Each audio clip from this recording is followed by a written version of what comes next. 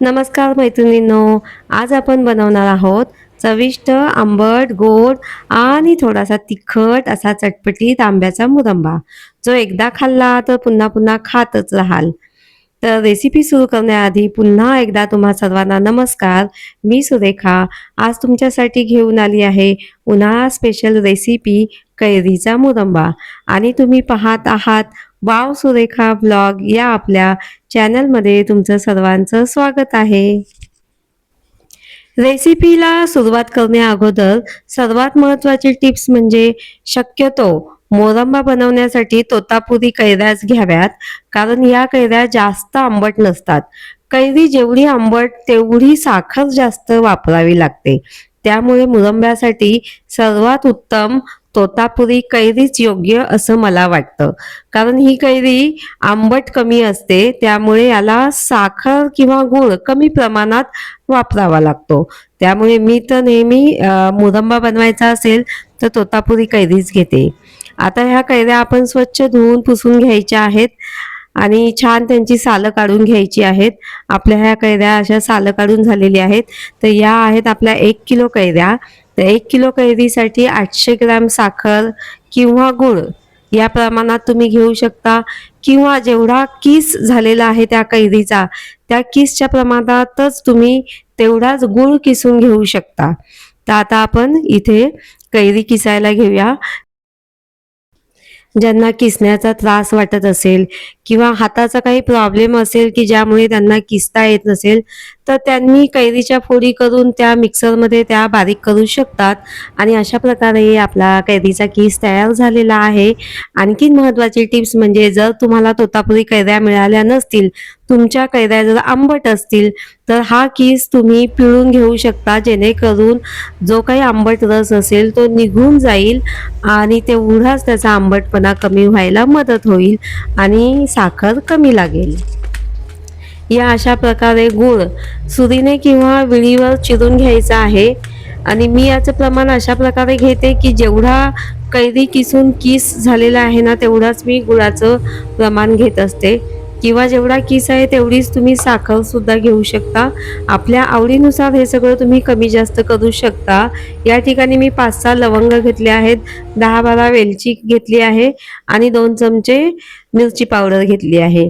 आता कढई गॅसवर ठेवल्यावर सर्वप्रथम त्यामध्ये किसलेला कैरीचा किस टाकायचा आहे आणि त्यात थोडं थोडं प्रमाणात मी गूळ टाकून सगळं ते एकजीव करते आहे. आता हे मिश्रण आपल्याला सतत ढवळत राहायचं आहे, कारण ते खाली लागू नये याची आपल्याला काळजी घ्यायची आहे. त्यामुळे सतत ते ढवळत राहायचं आहे. मैत्रिणींनो, आता आपण पाहूया, कैरीचा मुरंबा फक्त चविष्टच नाही तर आपल्या शरीरासाठी तो खूप फायदेशीर आहे.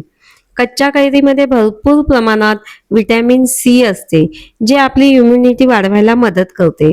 उन्हाळ्यात शरीरात जी उष्णता वाढते ती कमी करण्यासाठी कैरी खूप उपयोगी ठरते. आयुर्वेदानुसार कैरी पचनक्रिया सुधारते, भूक वाढवते आणि शरीराला ताकद सुद्धा देते. ज्यांना उन्हाळ्यात थकवा, अशक्तपणा किंवा डिहायड्रेशन जाणवतं, त्यांच्यासाठी कैरी खूप फायदेशीर आहे. तसंच कैरीमध्ये अँटीऑक्सिडंट असतात, जे त्वचेसाठी आणि केसांसाठी सुद्धा चांगले असतात. म्हणूनच आपल्या पारंपरिक स्वयंपाकात कैरीपासून मुरंबा, पन्हे, लोणचे असे पदार्थ बनवले जातात, कारण ते चवदार तर असतातच, पण ते आरोग्यासाठी सुद्धा खूप उपयोगी असतात.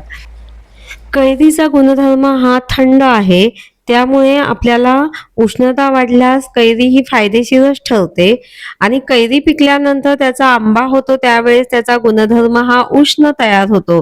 म्हणजे आंबे हे उष्ण असतात, त्याच्यामुळे पहा आंबे जास्त खाल्ल्यावर आपल्या चेहऱ्यावर वगैरे उष्णता उठते. म्हणून आंबा हा उष्ण आहे पण कैरी ही थंड आहे. आता या ठिकाणी मी मिरची पावडर, वेलची पावडर आणि लवंग 5-6 टाकलेले आहेत आणि हे टाकलेले साहित्य एकजीव होण्यासाठी आपण पुन्हा हे मिश्रण छानपैकी ढवळून घ्यायचं आहे. आणि पहा किती सुंदर रंग आलेला आहे. चवीसाठी त्यात मीठ टाकायला सुद्धा विसरायचं नाही आहे. मी या ठिकाणी 1 चमचा मीठ टाकलेला आहे आणि मस्त ढवळून घ्यायचं. आणि पहा ज्यावेळेस मुरंबा तयार होत येतो ना, त्यावेळेस तो एकसंध एकजीव व्हायला सुरुवात होते आणि कढईला सुद्धा चिटकत नाही, कढईपासून सुद्धा तो वेगळा व्हायला सुरुवात होते. तर अशा प्रकारे आपला मुरंबा तयार होत आला आहे.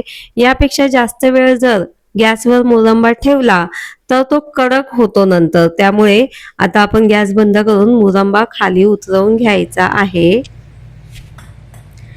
आता आणखीन एक महत्त्वाची टिप्स, आपल्याला हा मुरंबा बरणीत भरण्याआधी तो खूप छान पद्धतीने थंड होऊ द्यायचा आहे. तर त्यावर आपण स्टीलचं झाकण ठेवायचं नाही. स्टीलचं झाकण ठेवलं तर त्याला घाम येईल आणि ते पाणी त्यामध्ये पडलं तर मुरंबा खराब होईल. तर त्यासाठी मी त्याच्यावर ही जाळी ठेवली आहे. जाळी ठेवल्यामुळे काय होतं, छानपैकी हवा पास होते आणि मुरंबा छान आपला थंड व्हायला मदत होते. आता हा मुरंबा आपल्याला तयार झालेला आहे. खूप छान चटपटीत असा मुरंबा तयार आहे. त्याचा रंग सुद्धा खूप छान आलेला आहे आणि मला घाई झाली की मी केव्हा हा मुरंबा खाऊन पाहिल. तर त्याप्रमाणे मी सगळ्यात आधी खाऊन पाहिलेला आहे टेस्ट.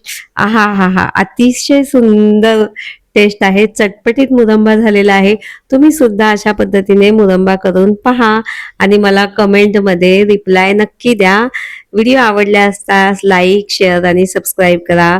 की काचेच्या बरणीमध्ये मुरंबा भरून ठेवला आहे. पहा किती सुंदर रंग आले आहे. अगदी पारदर्शक असा कलर आलेला आहे. व्हिडिओ आवडल्यास लाईक करा, सबस्क्राईब करा.